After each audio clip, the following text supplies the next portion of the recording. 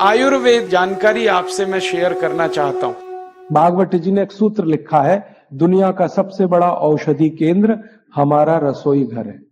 तो भागवत जी कहते हैं रसोई के बाहर जाने की जरूरत ही नहीं, सब वही है। अभी ये जितनी बात है आप सोचो कितनी सरल है। अब दुर्भाग्य से हम रसोई में जिनको मसाला कहते हैं ना, मसाला, वहां मसाला कुछ नहीं है, सब औषधि है। मसाले का और औषधि का अंतर मालूम है?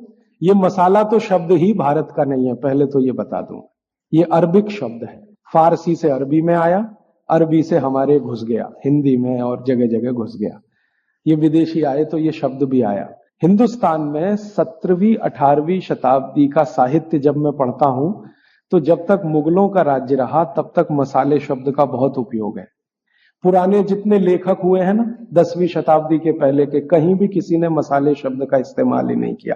हर जगह है तो औषधि है, औषधि औषधि, जीरा औषधि, धनिया औषधि, ये औषधि के रूप में है।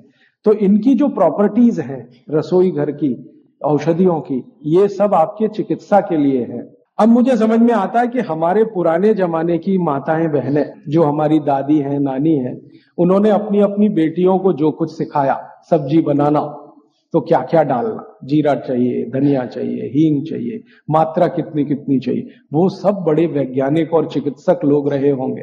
क्योंकि रोज हमारे शरीर में वात पित्त कफ की स्थिति सम और असम होती रहती है। आप जानते हैं सुबह जो है ना वात ज्यादा होता है शरीर में, सुबह सुबह, दोपहर को पित्त ज्यादा होता है, शाम को कफ ज्यादा होता है। तो ये पूरे 24 घंटे में ऊपर नीचे होता रहता है। तो 24 घंटे में जो वात पित्त कफ ऊपर नीचे होता रहता है, तो सब्जियों में उसी के हिसाब से औषधियां डाली जाती है।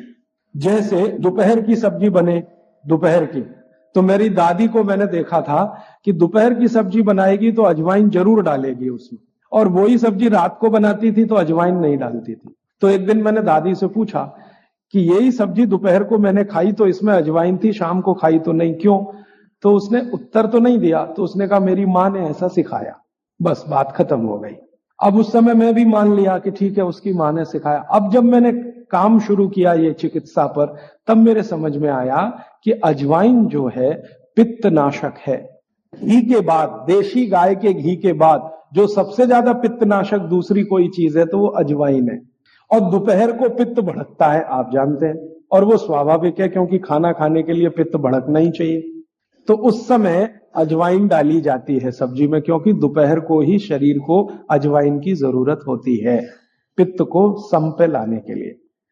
तो भारत में ज्यादातर माताएं बहनें ये बात जानती हैं कि दोपहर की सब्जी में अजवाइन चाहिए। दोपहर का दही है ना, दही का मट्ठा, उसमें भी अजवाइन का बघार लगता है। दोपहर की जितनी भी चीजें हैं ज्यादातर अजवाइन ग्रस्त होती हैं या अजवाइन से बनती हैं, क्योंकि पित्त को सम पे रखना है। मेरी बात समझ में आ रही है आपको? तो आप सोचो जो लोग ये कर रहे हैं वो बिना कहे कितना बड़ा काम कर रहे हैं, हमने उसका वैल्यूएशन नहीं किया, ये हमारी मूर्खता।